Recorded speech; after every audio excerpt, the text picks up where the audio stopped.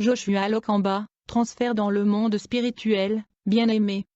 Quand le Seigneur m'est apparu, il m'a dit, Josué, ce monde est gouverné par des lois et des principes que l'homme doit respecter pour expérimenter la bénédiction. Le Seigneur a tenu mon oreille et a dit, souviens-toi de ce que je te dis maintenant, les chrétiens sont les gens négligents dans le monde par rapport aux gens d'une autre religion. Ne soyez pas négligents comme eux, bien-aimés. Dans le monde des esprits, les transferts se produisent souvent. Parfois c'est un transfert de maladie, un transfert de richesse, un transfert de pouvoir politique. Beaucoup de gens vivent des transferts sans s'en rendre compte. Peut-être que la qualité de votre vie n'est pas celle prévue par Dieu. Vous vivez une vie qui vous a été transférée. Ce n'est pas celui que le Seigneur avait prévu pour vous. Les gens sont victimes de transferts de richesse, de transferts d'intelligence, de transferts d'étoiles, de transferts de destin.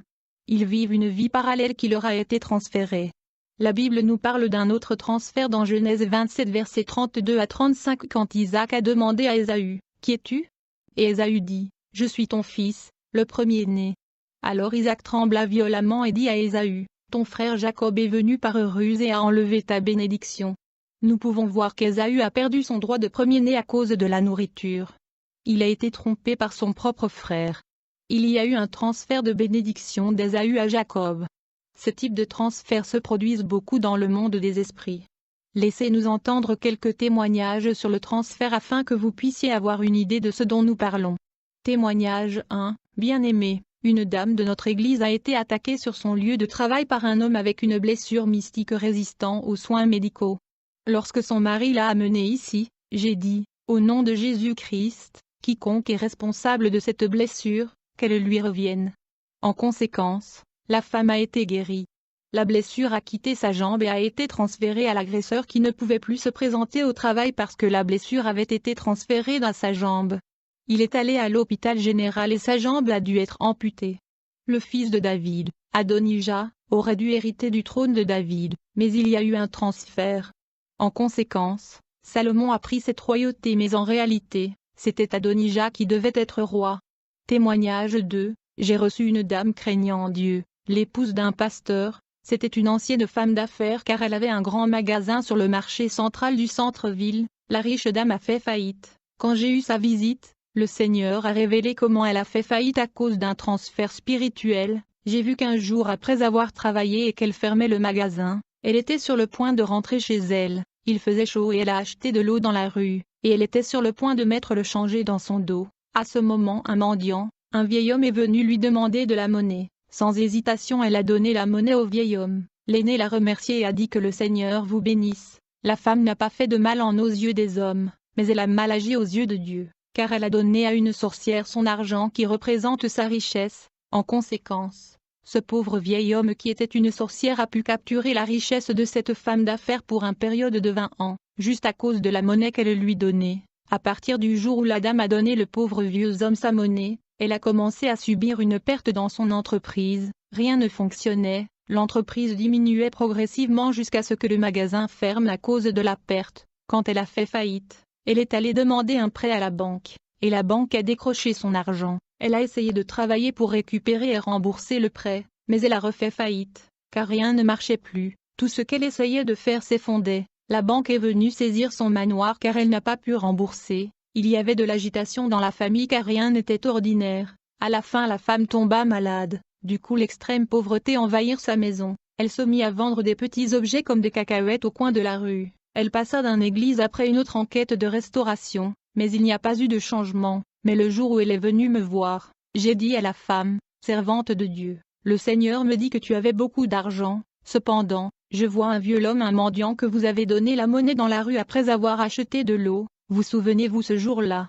le mendiant à qui tu as donné la monnaie a volé ta richesse et a bloqué ta vie? Immédiatement la dame me regarde attentivement avec des yeux sérieux, et elle dit, homme de Dieu, quand tu mentionnes le mendiant immédiatement je me souviens du vieil homme que j'ai rendu la monnaie au marché central. Je reconnais ce qui s'est passé ce jour-là, et chaque fois que je vais au marché central, je vois le vieil homme. J'ai dit à la servante de Dieu, c'est le jour où tu as donné à ce mendiant l'argent qu'il avait capturé votre richesse au cours des 20 dernières années. Puisque votre richesse a été capturée, tous les efforts et entreprises que vous avez essayés n'avaient pas fonctionné. Ce mendiant est une sorcière. Il a construit un bâtiment dans le monde invisible des sorciers. où il est devenu riche et richesse. Chaque fois que les gens lui donnent de la monnaie sur le marché, il confisque et capture leur richesse. Quiconque lui donne de la monnaie subira une perte. Il a acquis par la force la richesse des gens qu'il a volée dans la vie de ceux qui lui donnent de la monnaie. J'ai dit à la servante, nous prierons pour que le Seigneur restitue ce qui a été volé. Je pria pour la servante de Dieu.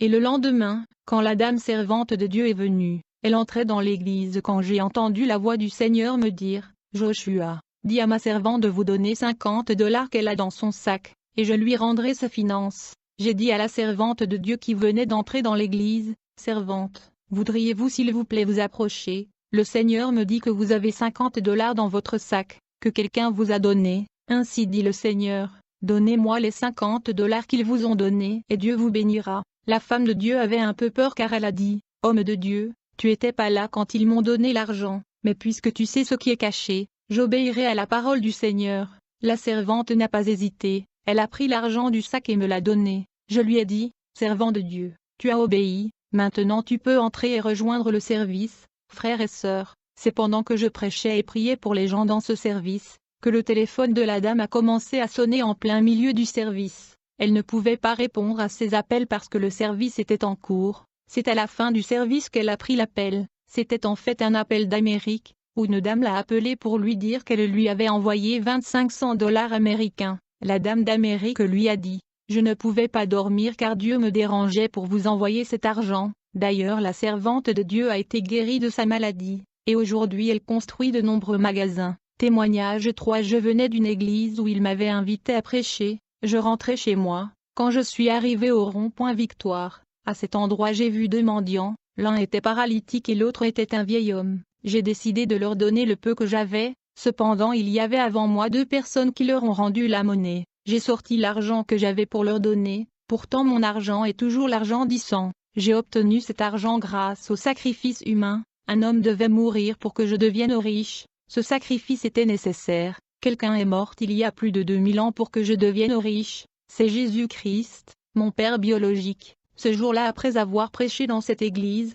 ils m'ont béni avec de l'argent, étant donné qu'il y a un démon dans le billet d'argent, appelé mammon. Chaque fois que je reçois de l'argent, je déclare toujours, je trempe l'argent dans le sang de Jésus-Christ, et puisque mon argent a été trempé dans le sang de l'agneau, quand j'ai donné à ce mendiant mon argent, au lieu de prendre l'argent, il m'a regardé dans les yeux et m'a dit, je ne prendrai pas ton argent. Je lui ai dit, je t'ai donné plus que les deux personnes avant moi. Il m'a dit, s'il te plaît va-t'en, je ne prendrai pas ton argent. Immédiatement le Seigneur a ouvert mes yeux spirituels, et j'ai vu cet homme dans le monde des sorcières, où il était très riche, et il avait beaucoup de bâtiments car il a même construit des gratte-ciel dans le monde des sorciers. Mais il était pauvre et mendiant dans notre monde. Quand j'ai vu ces images de la richesse de cette sorcière dans l'esprit, je lui ai dit, tu vas prendre cet argent que tu le veuilles ou non. Il m'a dit que je ne le prendrais pas. Quand les gens ont vu que nous nous disputions, ils sont venus et nous ont entourés. J'ai dit à l'homme, tu es un sorcier. Chaque fois que les gens te donnent de l'argent,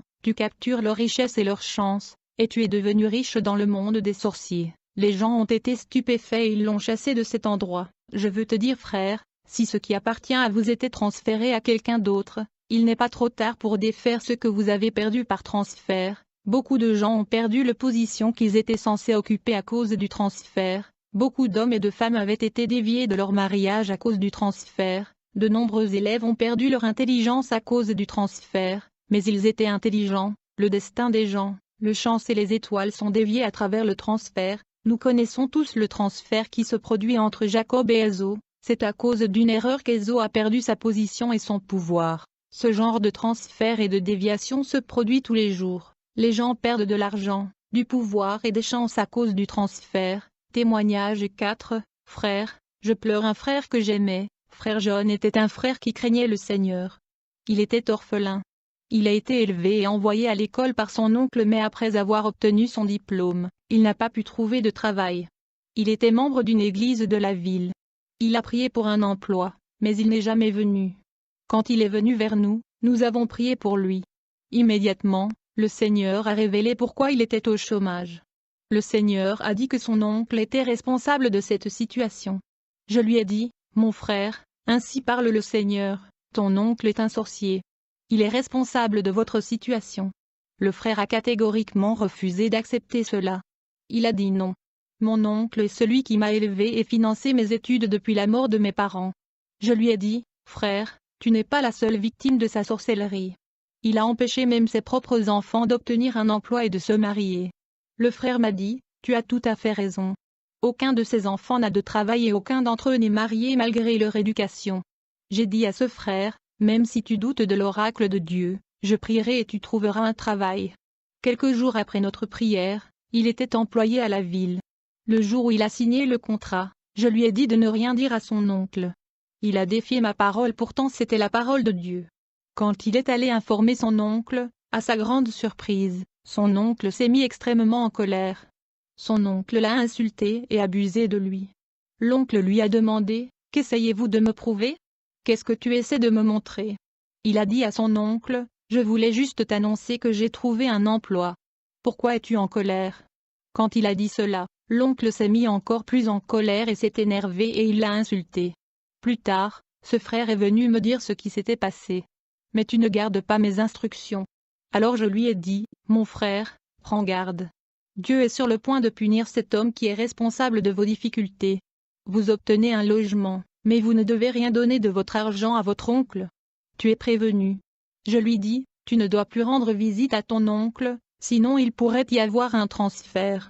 À partir de maintenant tu garderas tes distances avec lui et ne lui prendras rien, pas même un centime. Si tu oses désobéir, il y aura transfert. » Mon frère, quand Dieu dit, « Ne le fais pas », tu ne le fais pas, il me dit, « Homme de Dieu, je t'entends. Je ne le ferai pas. » Quelques jours plus tard, son oncle est tombé malade et a été transporté à l'hôpital général. Il entrait et sortait du coma. Cependant, cet homme qui était une sorcière n'arrêtait pas de demander à parler à frère John. Il n'arrêtait pas de dire, « Je vais parler à John parce que je suis en train de mourir. Je dois lui dire des choses. » En réalité, cette sorcière cherchait à amener frère John à briser l'instruction du Seigneur, lui donnant la légalité pour perpétrer un transfert spirituel. C'était sa dernière tactique. Bien-aimé, quand le Seigneur a dit de ne pas y aller ou de ne pas toucher, vous devez obéir, sinon il y aura des conséquences. J'ai dit à frère John, « Votre oncle mourant cherche à vous parler mais n'y allez pas. » Il m'a assuré qu'il n'irait pas. Cependant, quand il était sur le lieu de travail, il a reçu un appel de sa famille, lui disant, « Votre oncle est mourant mais vous avez refusé de le voir pour la dernière fois. Par pitié, il est allé rendre visite à son oncle, refusant d'obéir à l'instruction du Seigneur de ne pas lui rendre visite. À son arrivée, il a posé la main et a prié pour son oncle. Une fois la visite terminée, il est sorti de l'hôpital, mais alors qu'il commençait à marcher dans la rue, il commençait à se sentir malade. Quand il rentrait chez lui, il continuait à souffrir de fièvre. À la maison, frère John a mangé quelque chose et s'est endormi, mais frère John ne s'est jamais réveillé de son sommeil. C'était sa fin, bien-aimé. Au moment où frère John est mort, son oncle a été guéri instantanément, et son oncle va bien même aujourd'hui. Ce qui s'est passé ici s'appelle un transfert spirituel. J'ai perdu ce frère que j'aimais beaucoup simplement parce qu'il n'entendait pas les instructions du Seigneur. Celui qui devait te tuer, frère, laisse la mort qu'il prévoit lui être transféré. Quand Jésus est né, il y avait des gens qui ont vu son étoile, et quand tu es né, frère, il y avait des gens qui ont aussi vu ton étoile. Peut-être que tu souffres parce qu'ils ont volé ton étoile. L'ennemi travaille avec des médecins pour voler des étoiles à l'hôpital, car quand tu es né, ce sont les gens qui ont vu ton étoile. Beaucoup de bébés meurent parce qu'ils sont tués par l'ennemi pour voler leur étoile. Les satanistes sont plus riches parce qu'ils utilisent l'étoile des gens qu'on leur vole. Le diable cherche de tuer des bébés pour qu'ils ne vivent pas pour récupérer leur étoile qu'il a volée, car il sait que par une prière fervente au nom de Jésus-Christ on peut récupérer son étoile.